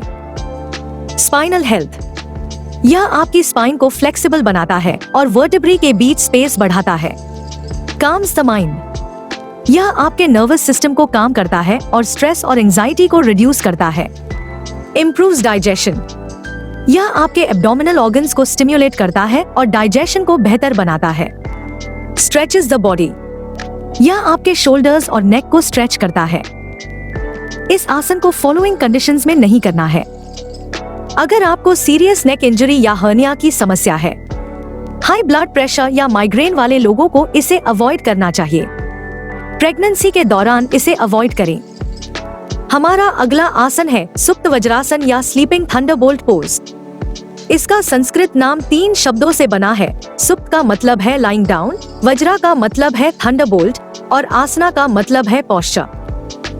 अब हम इस आसन को करने के प्रोसीजर को स्टेप वाइज समझेंगे। Step 1, preparation. सबसे पहले अपने योगा मैट पर वज्रासना यानी थंडरबोल्ट पोज में बैठ जाएं, यानी अपने नीज को बेंड करके और अपने फीट पर बैठें। अपनी स्पाइन को स्ट्रेट रखें। Step 2, lean back. धीरे धीरे सांस छोड़ते हुए अपने हाथों को पीछे की ओर रखें और अपनी बॉडी को लीन बैक करें। आप अपनी एल्बोज को जमीन पर रख सकते हैं। Step 3, the final position. अब धीरे धीरे अपनी बॉडी को और नीचे लाएं जब तक कि आपकी हेड मैट पर रेस्ट न करे। अपने लेग्स को उसी पोजीशन में रखें। अपने हाथों को अपने हेड के ऊपर ले जाएं या अपनी साइड्स में रखें। Step 4, hold the pose. इस पोज में कुछ देर रुकें और गहरी सांस लेते रहें। आपकी बैक पूरी तरह से आर्च्ड रहेगी। अपनी बॉडी को पूरी तरह से रिलैक्स होने दें। Step 5, release. धीरे धीरे अपने एल्बोज का सपोर्ट लेते हुए अपनी बॉडी को वापस उठाएं और वज्रासना में आ जाएं। अपने लेग्स को सीधा करें और रिलैक्स करें। इस आसन को करने के हेल्थ बेनिफिट्स इस तरह है। स्पाइनल हेल्थ, यह आपकी स्पाइन को फ्लेक्सिबल बनाता है और वर्टेब्री के बीच स्पेस बढ़ाता है। स्ट्रेचेस द बॉडी, यह आपके एंकल्स, थाइस, नीज और एब्डोमिनल मसल्स को स्ट्रेच करता है। इम्प्रूव्स डाइजेशन, यह आपके एब्डोमिनल ऑर्गन्स को स्टिम्युलेट करता है और डाइजेशन को बेहतर बनाता है। रिलीव स्ट्रेस, यह आपके माइंड को काम करता है और स्ट्रेस और एंजाइटी को रिड्यूस करता है। इस आसन को फॉलोइंग कंडीशंस में नहीं करना है। अगर आपको सीरियस नी, एंकल या बैक इंजरी है, हाई ब्लड प्रेशर या हार्ट प्रॉब्लम्स वाले लोगों को इसे अवॉइड करना चाहिए। प्रेगनेंसी के दौरान इसे अवॉइड करें। अगला आसन है मंडूकासन या फ्रॉग पोज। यह नाम संस्कृत वर्ड मंडुक से लिया गया है, जिसका मतलब है फ्रॉग। इस आसन का फाइनल स्टेज एक मेंढक जैसा दिखता है, इसलिए इसका नाम मंडूकासना है। यह एक बहुत ही इम्पोर्टेंट सिटिंग योगा पोज है जो एब्डोमिनल ऑर्गन्स को मसाज देता है। यह पेट की एक्स्ट्रा फैट्स को बर्न करके स्टमक को फ्लैट करने में मदद करता है। अब हम इस आसन को करने के प्रोसीजर को स्टेप वाइज समझेंगे। Step 1, preparation. सबसे पहले अपने योगा मैट पर वज्रासना में बैठ जाएं, यानी अपने नीज को बेंड करके और अपने फीट पर बैठें। अपनी स्पाइन को स्ट्रेट रखें। Step 2, fist position. अब अपने दोनों हाथों की फिस्ट्स, मुट्ठियों को बेंड करें और अपने दोनों हाथों के अंगूठों को अंदर रखते हुए फिस्ट यानी मुट्ठी बनाएं। इन मुट्ठियों को अपने नेवल यानी नाभि के दोनों साइड्स में रखें। Step 3, bend forward. धीरे धीरे सांस छोड़ते हुए अपने अपर बॉडी को आगे की ओर बेंड करें। अपनी बैक को स्ट्रेट रखते हुए आगे झुकें। अपनी मुट्ठियों से अपने स्टमक पर प्रेशर डालें। Step 4, hold the pose. अपने फोरहेड को मैट पर टच करने की कोशिश करें। इस पोज में कुछ देर रुकें और गहरी सांस लेते रहें। अपनी ब्रीदिंग पर फोकस करें। Step 5, release. धीरे धीरे सांस लेते हुए अपनी बॉडी को वापस उठाएं और स्टार्टिंग पोजीशन में आ जाएं। अपने लेग्स को सीधा करें और रिलैक्स करें। इस आसन को करने के हेल्थ बेनिफिट्स इस तरह है। Activates pancreas. यह आपके पैंक्रियाज को स्टिम्युलेट करता है और इंसुलिन के सिक्रीशन को इम्प्रूव करता है। Improves digestion. यह आपके डाइजेस्टिव सिस्टम को टोन करता है और कॉन्स्टिपेशन और गैस जैसी प्रॉब्लम्स से छुटकारा दिलाता है। Reduces weight. यह आपके एब्डोमिनल फैट को रिड्यूस करने में मदद करता है। Tones abdominal organs. यह आपके स्टमक, लिवर और स्प्लीन को मसाज करता है। इस आसन को फॉलोइंग कंडीशंस में नहीं करना है। अगर आपको सीरियस एब्डोमिनल इंजरी या हर्निया की समस्या है, हाई ब्लड प्रेशर या माइग्रेन वाले लोगों को इसे अवॉइड करना चाहिए। प्रेगनेंसी के दौरान इसे अवॉइड करें। हमारा अगला आसन है उत्तान मंडूकासन, जिसे रेस्ड फ्रॉग पोज भी कहते हैं। यह पोज आपके रेस्पिरेटरी सिस्टम के लिए बहुत फायदेमंद है। अब हम इस आसन को करने के प्रोसीजर को स्टेप वाइज समझेंगे। Step 1, preparation. सबसे पहले अपने योगा मैट पर वज्रासना में बैठ जाएं, यानी अपने नीज को बेंड करके और अपने फीट पर बैठें। अब अपने नीज को धीरे धीरे फैलाएं, जितना आपके लिए कंफर्टेबल हो। आपकी टोज एक दूसरे को टच करनी चाहिए। Step 2, the arm position. धीरे धीरे सांस लेते हुए अपने राइट आर्म को ऊपर उठाएं और उसे अपने लेफ्ट शोल्डर के पीछे की ओर बेंड करें। फिर अपने लेफ्ट आर्म को ऊपर उठाएं और उसे अपने राइट शोल्डर के पीछे की ओर बेंड करें। आपकी फिंगर्स आपके शोल्डर ब्लेड्स के बीच में होनी चाहिए। Step 3, hold the pose. अपनी स्पाइन को स्ट्रेट रखें और अपने चेस्ट को एक्सपैंड करें। इस पोज में कुछ देर रुकें और गहरी सांस लेते रहें। अपनी ब्रीदिंग पर फोकस करें। Step 4, release. धीरे धीरे सांस छोड़ते हुए अपने आर्म्स को रिलीज करें और उन्हें वापस स्टार्टिंग पोजीशन में लाएं। इस आसन को करने के हेल्थ बेनिफिट्स इस तरह है। Stretches the body. यह आपके एंकल्स, नीज, थाइस और शोल्डर्स को स्ट्रेच करता है। Improves breathing. यह आपके चेस्ट और लंग्स को ओपन करता है और डीप ब्रीदिंग को एनकरेज करता है। Relieve stress. यह आपके शोल्डर्स और अपर बैक में अक्यूमुलेटेड टेंशन को रिलीज करता है और स्ट्रेस को कम करता है। And last, tones abdominal organs. यह आपके एब्डोमिनल ऑर्गन्स को स्टिम्युलेट करता है। इस आसन को फॉलोइंग कंडीशंस में नहीं करना है। अगर आपको सीरियस नी या शोल्डर इंजरी है, हाई ब्लड प्रेशर या माइग्रेन वाले लोगों को इसे अवॉइड करना चाहिए। प्रेगनेंसी के दौरान इसे अवॉइड करें। हमारा अगला आसन है अर्धचक्रासन, जिसे हाफ व्हील पोज या स्टैंडिंग बैक बेंड भी कहते हैं। इस आसन से हमारी बैक, चेस्ट और लेग्स की मसल्स को स्ट्रेच करने में मदद मिलती है। पहले हम इस आसन को करने के प्रोसीजर को स्टेप वाइज समझेंगे। Step 1, preparation. सबसे पहले अपने योगा मैट पर सीधे खड़े हो जाएं। अपने पैरों को एक साथ रखें और अपने हाथों को अपने साइड्स में रखें। Step 2, hands placement. अब अपने दोनों हाथों को अपनी लोअर बैक पर रखें, फिंगर्स नीचे की ओर पॉइंटिंग करते हुए रखें। यह आपकी बैक को सपोर्ट देगा। Step 3, the back bend. धीरे धीरे सांस छोड़ते हुए अपने हिप्स को आगे की ओर पुश करें। अपनी चेस्ट को ऊपर की ओर लिफ्ट करें और अपनी स्पाइन को पीछे की ओर आंच करें। Step 4, hold the pose. अपने हेड को पीछे की ओर झुकाएं और इस पोज में कुछ देर रुकें। गहरी सांस लेते रहें। अपनी ब्रीदिंग पर फोकस करें। Step 5, release. धीरे धीरे सांस लेते हुए अपनी बॉडी को वापस स्ट्रेट पोजीशन में लाएं और रिलैक्स करें। इस आसन को करने के हेल्थ बेनिफिट्स इस तरह है। Strengthens the back. यह आपकी स्पाइन और बैक मसल्स को स्ट्रेंथन करता है, जिससे पोस्चर में सुधार होता है। Stretches the body. यह आपके चेस्ट, शोल्डर्स और एब्डोमेन को स्ट्रेच करता है। Improves digestion. यह आपके एब्डोमिनल ऑर्गन्स को स्टिम्युलेट करता है और डाइजेशन को बेहतर बनाता है। रिलीव स्ट्रेस, यह आपके माइंड को काम करता है और एंजाइटी और स्ट्रेस को रिड्यूस करता है। इस आसन को फॉलोइंग कंडीशंस में नहीं करना है। अगर आपको सीरियस नेक इंजरी या हर्निया की समस्या है, हाई ब्लड प्रेशर या माइग्रेन वाले लोगों को इसे अवॉइड करना चाहिए। प्रेगनेंसी के दौरान इसे सावधानी से करें। हमारा अगला आसन है भद्रासन, जिसे ग्रेशियस पोज या कोबलर्स पोज भी कहते हैं। भद्रासन एक आरामदायक मुद्रा है जिसे लंबे समय तक ध्यान के लिए उपयोग किया जाता है और इसे शुभ मुद्रा, तितली मुद्रा या आशीर्वाद मुद्रा के रूप में भी जाना जाता है। अब हम इस आसन को करने के प्रोसीजर को स्टेप वाइज समझेंगे।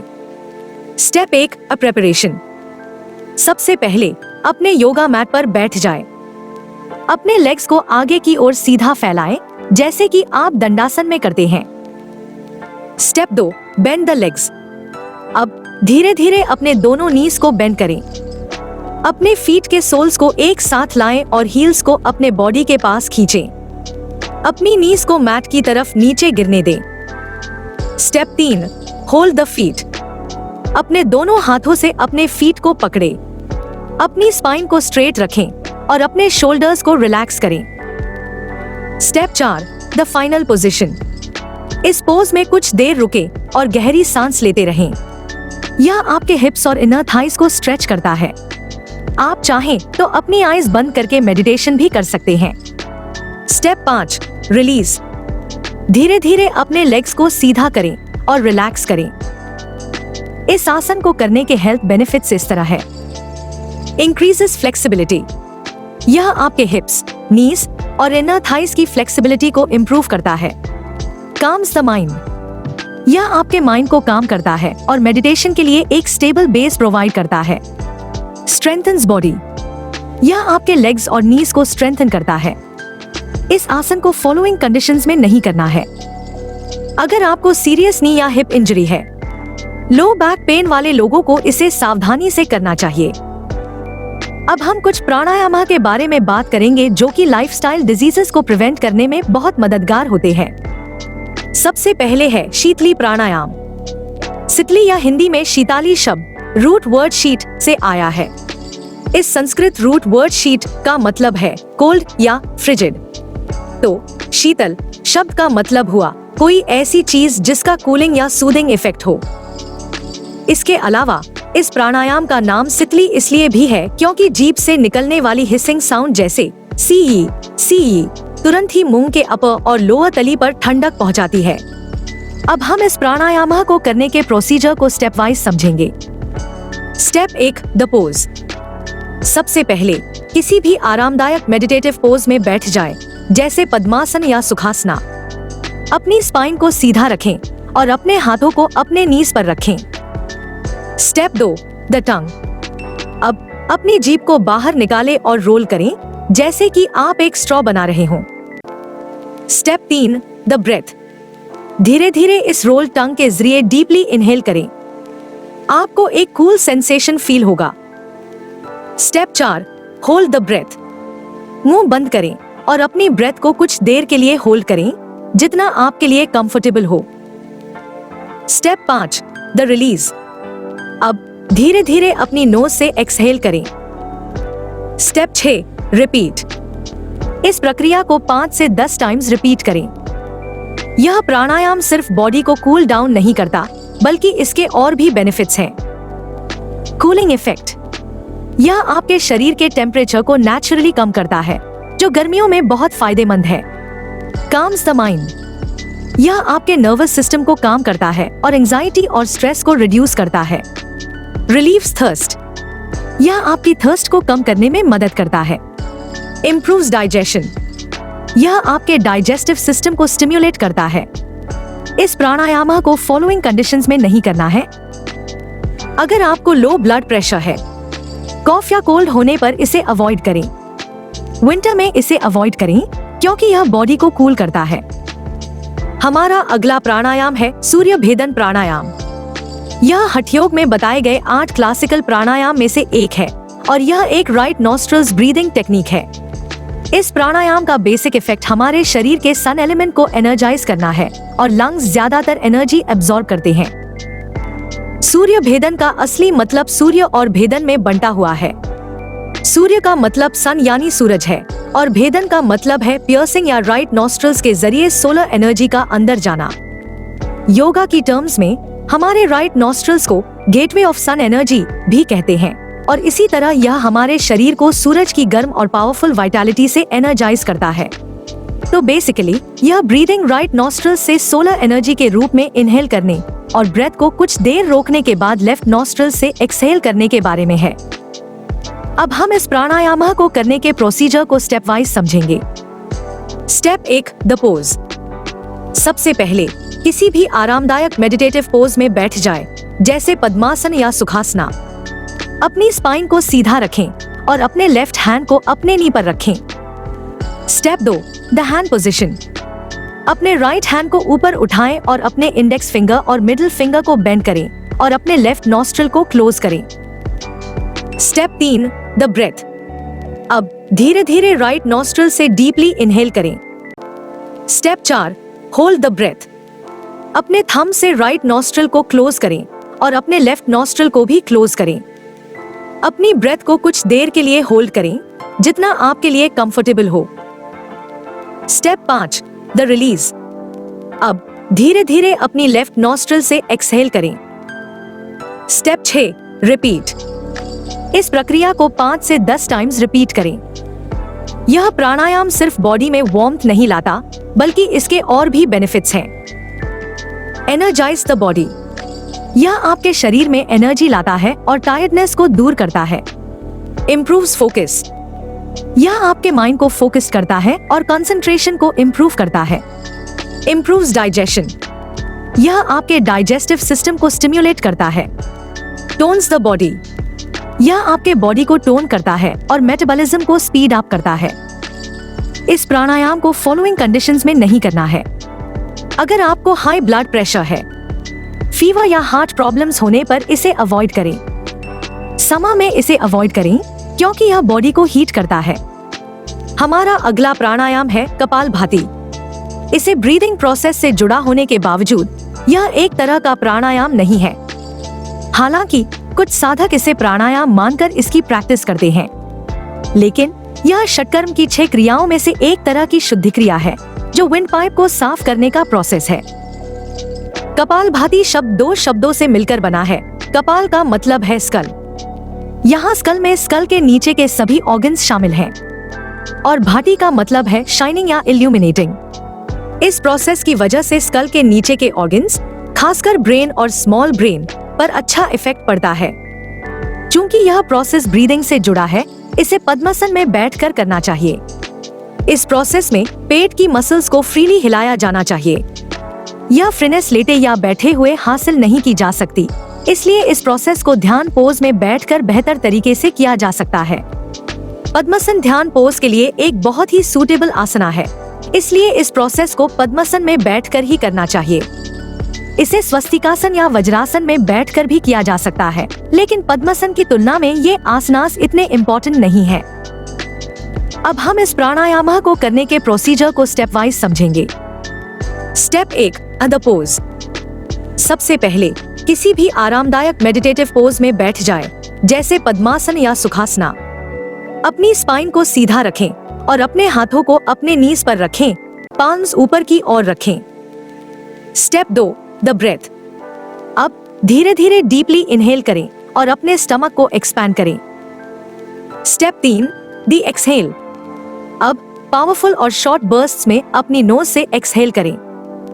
हर एक्सहेल के साथ अपने स्टमक को अंदर की ओर खींचें। आपकी इनहेल ऑटोमेटिकली होगी। Step 4, the rhythm. इस प्रक्रिया को रिदमिकली रिपीट करें। हर सेकंड में एक एक्सहेल करें। शुरुआत में इसे धीरे धीरे करें और फिर धीरे धीरे स्पीड बढ़ाएं। Step 5, the final release. 50 से 100 ब्रेथ्स के बाद अपनी बॉडी को रिलैक्स करें। अपनी आईज बंद करें और नॉर्मल ब्रीदिंग पर फोकस करें। इस प्राणायाम को करने के हेल्थ बेनिफिट्स इस तरह है। क्लींसेस द बॉडी। यह आपके शरीर से टॉक्सिन्स को बाहर निकालता है और रेस्पिरेटरी सिस्टम को क्लीन करता है। एनर्जाइज द बॉडी, यह आपके शरीर में एनर्जी लाता है और टायर्डनेस को दूर करता है। इम्प्रूव्स डाइजेशन, यह आपके डाइजेस्टिव सिस्टम को स्टिम्युलेट करता है और मेटाबॉलिज्म को स्पीड अप करता है। काम्स द माइंड, यह आपके माइंड को क्वाइट करता है और कंसंट्रेशन को इम्प्रूव करता है। इस प्राणायाम को फॉलोइंग कंडीशंस में नहीं करना है। अगर आपको high blood pressure, heart problems या हर्निया की समस्या है, प्रेगनेंसी के दौरान इसे अवॉइड करें। एस्थमा के केसेस में भी इसे अवॉइड करें क्योंकि यह ब्रीदिंग को डिस्टर्ब कर सकता है। हमारा अगला प्राणायाम है नाड़ी शोधन प्राणायाम। नाड़ी को पल्स कहते हैं और शोधना का मतलब है क्लीनिंग। इसलिए इस प्राणायाम को नाड़ी को साफ करने के लिए एंशिएंट टाइम से किया जाता रहा है। ऐसा कहा जाता है कि भारतीय साधु खुद को हेल्दी रखने के लिए ऐसी योगिक प्रैक्टिसेस करते थे। आसान शब्दों में नाड़ी शोधन प्राणायाम को ऑल्टरनेट नॉस्ट्रल ब्रीदिंग एक्सरसाइज कहते हैं, जिसमें एक नॉस्ट्रल से ब्रीद लेना होता है जिसे पूरक कहते हैं, ब्रेथ को रोकना होता है जिसे कुंभक भी कहते हैं, और फिर दूसरी नॉस्ट्रल से एक्सहेल करना होता है जिसे रेचक कहते हैं। इंसान के शरीर में नाड़ी सटल एनर्जी चैनल्स होते हैं। नाड़ी शोधन प्राणायाम ब्रीदिंग का एक प्रोसेस है जो इन एनर्जी सिस्टम्स को क्लेंस करने और स्मूथली ऑपरेट करने में मदद करता है और इस तरह दिमाग को काम करता है। अब हम इस प्राणायाम को करने के प्रोसीजर को स्टेप वाइज समझेंगे। Step 1, other pose. सबसे पहले किसी भी आरामदायक मेडिटेटिव पोज में बैठ जाए, जैसे पद्मासन या सुखासना। अपनी स्पाइन को सीधा रखें और अपने हैंड्स को अपने नी पर रखें। Step 2, the hand position. अपने राइट हैंड को ऊपर उठाएं। अपने इंडेक्स फिंगर और मिडिल फिंगर को बेंड करके अपनी पाम के अंदर रखें। इसे विष्णु मुद्रा कहते हैं। अब अपने थंब से राइट नॉस्ट्रल को क्लोज करें। Step 3, the breath. अब अपने लेफ्ट नॉस्ट्रल से धीरे धीरे डीपली इनहेल करें। Step 4, the hold. इनहेल के बाद अपने लेफ्ट नॉस्ट्रल को रिंग फिंगर से क्लोज करें। अपनी ब्रेथ को कुछ देर के लिए होल्ड करें, जितना आपके लिए कंफर्टेबल हो। Step 5, the exhale. अब अपना राइट थंब हटाएं और अपने राइट नॉस्ट्रल से धीरे धीरे एक्सहेल करें। Step 6, the repeat. अब इसी प्रक्रिया को दूसरी साइड से रिपीट करें। अपने राइट नॉस्ट्रल से इनहेल करें, ब्रेथ को होल्ड करें और फिर अपने लेफ्ट नॉस्ट्रल से एक्सहेल करें। Step 7, the rhythm. इस पूरी प्रक्रिया को 5 से 10 बार रिपीट करें। आपकी इनहेल और एक्सहेल की लेंथ इक्वल होनी चाहिए। यह प्राणायाम सिर्फ बॉडी को काम नहीं करता, बल्कि इसके और भी बेनिफिट्स हैं। Calms the mind. यह आपके नर्वस सिस्टम को काम करता है और स्ट्रेस और एंजाइटी को रिड्यूस करता है। Balances the body. यह आपके शरीर में एनर्जी चैनल्स यानी नाड़ी को क्लेंस करता है और बॉडी में बैलेंस लाता है। Improves focus. यह आपके माइंड को शांत करता है और कंसंट्रेशन को इम्प्रूव करता है। Relieves respiratory problems. यह आपके लंग्स और रेस्पिरेटरी सिस्टम को स्ट्रेंथन करता है। इस प्राणायाम को फॉलोइंग कंडीशंस में नहीं करना है। अगर आपको हाई ब्लड प्रेशर है, कोल्ड या फीवर होने पर इसे अवॉइड करें। प्रेगनेंसी के दौरान इसे सावधानी से करें। हमारा अगला प्राणायाम है अनुलोम विलोम। इस प्राणायाम में आप एक नॉस्ट्रल से इनहेल करते हैं और दूसरे से बिना सांस रोके एक्सहेल करते हैं। यह एक कंटिन्यूअस साइकिल है जिसमें इनहेल और एक्सहेल पर फोकस होता है। यह बिगिनर्स के लिए आइडियल है क्योंकि यह बॉडी और माइंड को धीरे धीरे काम करता है। अब हम इस प्राणायाम को करने के प्रोसीजर को स्टेप वाइज समझेंगे। Step 1, other pose. सबसे पहले किसी भी आरामदायक मेडिटेटिव पोज में बैठ जाए, जैसे पद्मासन या सुखासना। अपनी स्पाइन को सीधा रखें और अपने लेफ्ट हैंड्स को अपने नी पर रखें। Step 2, the hand position. अपने राइट हैंड को ऊपर उठाएं। अपने इंडेक्स फिंगर और मिडिल फिंगर को बेंड करके अपनी पाम के अंदर रखें। इसे विष्णु मुद्रा कहते हैं। अब अपने थंब से राइट नॉस्ट्रल को क्लोज करें। Step 3, the breath. अब अपने लेफ्ट नॉस्ट्रल से धीरे धीरे डीपली इनहेल करें। Step 4, the exhale. इनहेल के बाद अपने लेफ्ट नॉस्ट्रल को रिंग फिंगर से क्लोज करें। और अपने थंब को रिलीज करें। अब अपने राइट नॉस्ट्रिल से धीरे धीरे एक्सहेल करें। Step 5, the repeat. अब इसी प्रक्रिया को दूसरी साइड से रिपीट करें। अपने राइट नॉस्ट्रिल से इनहेल करें और फिर अपने लेफ्ट नॉस्ट्रिल से एक्सहेल करें।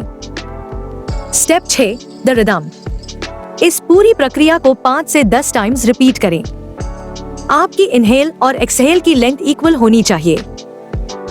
यह प्राणायाम सिर्फ बॉडी को काम नहीं करता, बल्कि इसके और भी बेनिफिट्स हैं। Calms the mind. यह आपके नर्वस सिस्टम को काम करता है और स्ट्रेस और एंजाइटी को रिड्यूस करता है। Balances the body. यह आपके शरीर में एनर्जी चैनल्स यानी नाड़ी को क्लेंस करता है और बॉडी में बैलेंस लाता है। Improves focus. यह आपके माइंड को शांत करता है और कंसंट्रेशन को इम्प्रूव करता है। Relieves respiratory problems. यह आपके लंग्स और रेस्पिरेटरी सिस्टम को स्ट्रेंथन करता है। इस प्राणायाम को फॉलोइंग कंडीशंस में नहीं करना है। अगर आपको हाई ब्लड प्रेशर है, कोल्ड या फीवर होने पर इसे अवॉइड करें। प्रेगनेंसी के दौरान इसे सावधानी से करें। हमारा अगला आसन है ऊर्ध्व हस्तोत्तानासन, जिसे अपवर्ड हैंड स्ट्रेच पोज भी कहते हैं। ऊर्ध्व हस्तोत्तानासन को पूरी तरह से और एफिशिएंटली प्रैक्टिस करने के लिए आपको ब्रीदिंग प्रोसेस के बारे में पता होना चाहिए। अब हम इस आसन को करने के प्रोसीजर को स्टेप वाइज समझेंगे। Step 1, preparation. सबसे पहले अपने योगा मैट पर सीधे खड़े हो जाएं। अपने पैरों को एक साथ रखें और अपने हाथों को अपने साइड्स में रखें। Step 2, lift the arms. धीरे धीरे सांस लेते हुए अपने दोनों हाथों को ऊपर की ओर उठाएं। अपनी फिंगर्स को इंटरलेस करें और अपनी पाल्म्स को ऊपर की ओर स्ट्रेच करें। Step 3, the side bend. अब धीरे धीरे सांस छोड़ते हुए अपनी अपर बॉडी को राइट साइड में बेंड करें। अपनी आर्म्स को सीधा रखें और अपने नीज को बेंड न करें। अपनी नजरों को ऊपर की ओर रखें। Step 4, hold the pose. इस पोज में कुछ देर रुकें और गहरी सांस लेते रहें। यह आपके साइड्स और वेस्ट को स्ट्रेच करता है। Step 5, release. धीरे धीरे सांस लेते हुए अपनी बॉडी को वापस सेंटर में लाएं। अब इसी प्रक्रिया को दूसरी साइड से रिपीट करें। इस आसन को करने के हेल्थ बेनिफिट्स इस तरह है। Stretches the body. यह आपकी स्पाइन, शोल्डर्स, वेस्ट और साइड्स को स्ट्रेच करता है। Tones the abdomen. यह आपके एब्डोमिनल मसल्स को टोन करता है और डाइजेशन को बेहतर बनाता है। Relieves back pain. यह आपकी बैक में स्टिफनेस को कम करता है और बैक पेन को रिलीव करता है। Improves blood circulation. यह आपके अपर बॉडी में ब्लड सर्कुलेशन को इम्प्रूव करता है। इस आसन को फॉलोइंग कंडीशंस में नहीं करना है। अगर आपको सीरियस स्पाइन या बैक इंजरी है, हाई ब्लड प्रेशर या डिजीनेस वाले लोगों को इसे अवॉइड करना चाहिए। प्रेगनेंसी के दौरान इसे सावधानी से करें। हमारा अगला आसन है सरल मत्स्यासन, जिसे इजी फिश पोज भी कहते हैं। यह आसन मत्स्यासन का ही एक आसान फॉर्म है। अब हम इस आसन को करने के प्रोसीजर को स्टेप वाइज समझेंगे। Step 1, lie down. सबसे पहले अपने योगा मैट पर पीठ के बल लेट जाएं। अपने लेग्स को स्ट्रेट रखें और अपने आर्म्स को अपनी साइड्स में रखें, पाल्म्स नीचे की ओर। Step 2, hands placement. अब धीरे धीरे अपने हाथों को अपने हिप्स के नीचे रखें, पाल्म्स नीचे की ओर। यह आपकी बैक को सपोर्ट देगा। Step 3, lift the chest. धीरे धीरे सांस लेते हुए अपने एल्बोज को मैट पर प्रेस करें और अपने चेस्ट को ऊपर की ओर उठाएं। अपनी हिप्स को मैट पर टच रखें। Step 4, arch the back. अपनी स्पाइन को आर्च करते हुए धीरे धीरे अपने हेड को पीछे की ओर झुकाएं, ताकि आपकी हेड का टॉप पार्ट मैट को टच करे। ध्यान दें कि आपके बॉडी का वेट आपके एल्बोज पर हो, न कि आपके हेड पर। Step 5, hold the pose. इस पोज में कुछ देर रुकें और गहरी सांस लेते रहें। यह पोज आपके थ्रोट और चेस्ट को स्ट्रेच करता है। Step 6, release. धीरे धीरे सांस छोड़ते हुए अपने हेड और चेस्ट को वापस मैट पर लाएं और रिलैक्स करें। इस आसन को करने के हेल्थ बेनिफिट्स इस तरह है। Improves breathing. यह आपके चेस्ट को एक्सपैंड करता है और ब्रीदिंग को डीप बनाता है, जिससे एस्थमा और रेस्पिरेटरी प्रॉब्लम्स में मदद मिलती है। टोन्स द नेक, यह आपके नेक और थ्रोट मसल्स को टोन करता है। रिलीव स्ट्रेस, यह आपके माइंड को काम करता है और एंजाइटी को रिड्यूस करता है। इम्प्रूव्स पोस्चर, यह बैक और शोल्डर मसल्स को स्ट्रेंथन करके पोस्चर को करेक्ट करता है। इस आसन को फॉलोइंग कंडीशंस में नहीं करना है। अगर आपको सीरियस नेक इंजरी या माइग्रेन की समस्या है, हाई ब्लड प्रेशर वाले लोगों को इसे अवॉइड करना चाहिए। इंसोम्निया के केसेस में भी इसे अवॉइड करें। हमारा अगला आसन है उष्ट्रासन, जिसे कैमल पोज भी कहते हैं। यह एक नीलिंग बैक बेंडिंग आसना है। इसका नाम संस्कृत वर्ड से आया है, जिसमें उस्त्रा का मतलब है कैमल और आसना का मतलब है पोस्चर। अब हम इस आसन को करने के प्रोसीजर को स्टेप वाइज समझेंगे। Step 1, preparation. सबसे पहले अपने योगा मैट पर घुटनों के बल बैठ जाएं। अपने नीज और फीट के बीच शोल्डर विथ डिस्टेंस रखें। अपनी बॉडी को सीधा रखें, जैसे कि आप एक नीलिंग पोजीशन में हैं। Step 2, the back bend. अब धीरे धीरे सांस छोड़ते हुए अपने हिप्स को आगे की ओर पुश करें। अपनी चेस्ट को ऊपर की ओर लिफ्ट करें और अपनी स्पाइन को आंच करें। Step 3, hold the ankles. अपने हाथों को अपने हील्स या एंकल्स पर रखें। ध्यान दें कि आपकी थाइस और हिप्स स्ट्रेट रहें। अपनी गर्दन को पीछे की ओर झुकाएं और अपने हेड को रिलैक्स होने दें। Step 4, hold the pose. इस पोज में कुछ देर रुकें और गहरी सांस लेते रहें। अपनी ब्रीदिंग पर फोकस करें। Step 5, release.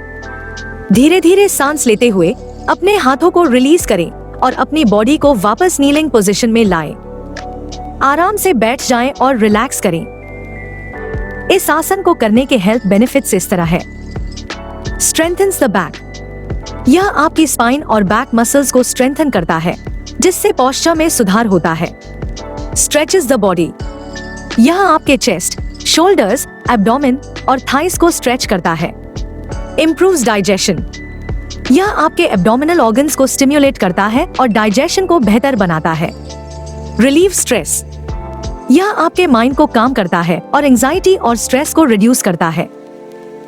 इस आसन को फॉलोइंग कंडीशंस में नहीं करना है। अगर आपको सीरियस नेक इंजरी या हर्निया की समस्या है, हाई ब्लड प्रेशर या माइग्रेन वाले लोगों को इसे अवॉइड करना चाहिए।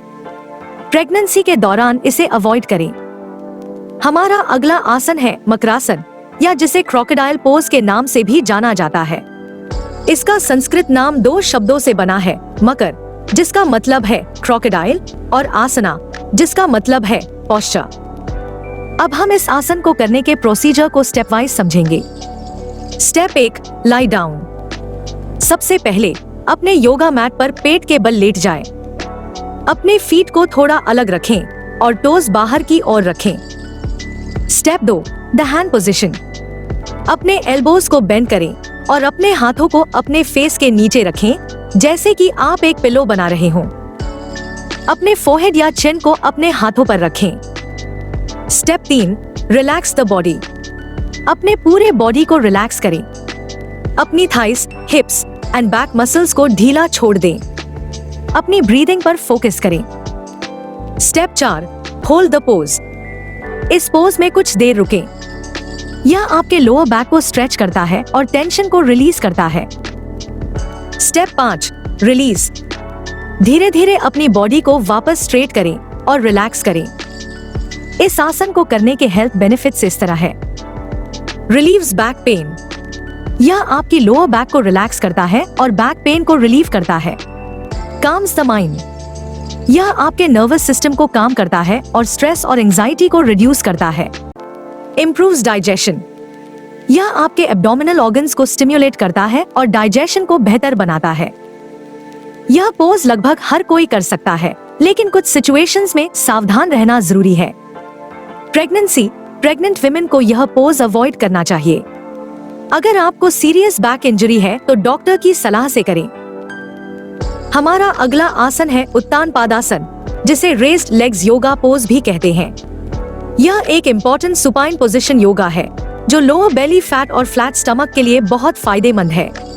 रेस्ड फीट योगा उन लोगों के बीच काफी पॉपुलर है जो वेट लूज करना चाहते हैं या बेली फैट बर्न करना चाहते हैं। यह पावर योगा एक्सरसाइजेज में भी एक इम्पोर्टेंट योगा पोज है। संस्कृत वर्ड में उत्तान का मतलब है पुल और पाद का मतलब है लेग। इस आसन में पैरों को ऊपर उठाया जाता है, इसलिए इस पोज का नाम उत्तान पादासन यानी रेस्ड फुट पोज है। अब हम इस आसन को करने के प्रोसीजर को स्टेप वाइज समझेंगे। Step 1, lie down. सबसे पहले अपने योगा मैट पर पीठ के बल लेट जाएं। अपने पैरों को एक साथ रखें और अपने हाथों को अपने साइड्स में रखें, पाल्म्स नीचे की ओर रखें। Step 2, lift the legs. अब धीरे धीरे सांस लेते हुए अपने लेग्स को सीधा और टाइट रखें और उन्हें मैट से ऊपर की ओर उठाएं। अपनी लेग्स को 30 डिग्री, 60 डिग्री या 90 डिग्री एंगल पर लिफ्ट कर सकते हैं। अपनी लोअर बैक को मैट पर प्रेस करके रखें।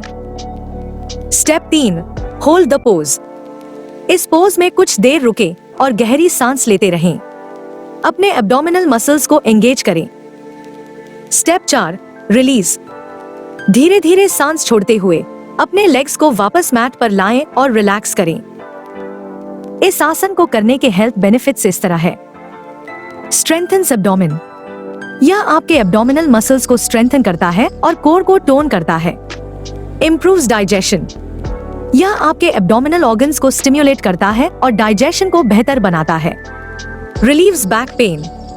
यह आपकी लोअर बैक को स्ट्रेंथन करता है और बैक पेन को रिलीव करता है। Reduces weight. यह आपके एब्डोमिनल फैट को रिड्यूस करने में मदद करता है। इस आसन को फॉलोइंग कंडीशंस में नहीं करना है। अगर आपको सीरियस बैक इंजरी या हर्निया की समस्या है, हाई ब्लड प्रेशर वाले लोगों को इसे अवॉइड करना चाहिए। प्रेगनेंसी के दौरान इसे अवॉइड करें। हमारा अगला आसन है अर्ध हलासन, जिसे हाफ प्लाव पोज भी कहते हैं। जिन लोगों को हलासन करने में दिक्कत आती है, उन्हें अर्ध हलासन से शुरुआत करनी चाहिए। अब हम इस आसन को करने के प्रोसीजर को स्टेप वाइज समझेंगे। Step 1, lie down. सबसे पहले अपने योगा मैट पर पीठ के बल लेट जाएं। अपने पैरों को एक साथ रखें और अपने हाथों को अपने साइड्स में रखें, पाल्म्स नीचे की ओर। Step 2, lift one leg. अब धीरे धीरे सांस लेते हुए अपने राइट लेग को सीधा और टाइट रखें और उसे मैट से ऊपर की ओर उठाएं। अपनी लेग को 90 डिग्री एंगल पर लिफ्ट कर सकते हैं। अपनी लोअर बैक को मैट पर प्रेस करके रखें। Step 3, hold the pose. इस पोज में कुछ देर रुकें और गहरी सांस लेते रहें। अपने एब्डोमिनल मसल्स को एंगेज करें। Step 4, release. धीरे धीरे सांस छोड़ते हुए अपने लेग को वापस मैट पर लाएं और रिलैक्स करें। अब इसी प्रक्रिया को अपने लेफ्ट साइड से रिपीट करें। इस आसन को करने के हेल्थ बेनिफिट्स इस तरह है। Strengthens abdomen. यह आपके एब्डोमिनल मसल्स को स्ट्रेंथन करता है और कोर को टोन करता है। Improves digestion. यह आपके एब्डोमिनल ऑर्गन्स को स्टिम्युलेट करता है और डाइजेशन को बेहतर बनाता है। Relieves back pain. यह आपकी लोअर बैक को स्ट्रेंथन करता है और बैक पेन को रिलीव करता है। Reduces weight. यह आपके एब्डोमिनल फैट को रिड्यूस करने में मदद करता है। इस आसन को फॉलोइंग कंडीशंस में नहीं करना है। अगर आपको सीरियस बैक इंजरी या हर्निया की समस्या है, हाई ब्लड प्रेशर वाले लोगों को इसे अवॉइड करना चाहिए। प्रेगनेंसी के दौरान इसे अवॉइड करें। अगर आपको यह वीडियो पसंद आया हो तो लाइक करें और इस वीडियो को शेयर करें ताकि और लोगों की हेल्प हो सके। अगर आप किसी पर्टिकुलर टॉपिक पर वीडियो चाहते हैं तो कमेंट बॉक्स में लिखें। हम पूरी कोशिश करेंगे उस टॉपिक पर जल्द से जल्द वीडियो बनाने की। मिलते हैं अगले वीडियो में एक नए टॉपिक के साथ। Till then, keep learning, keep implementing and keep improving.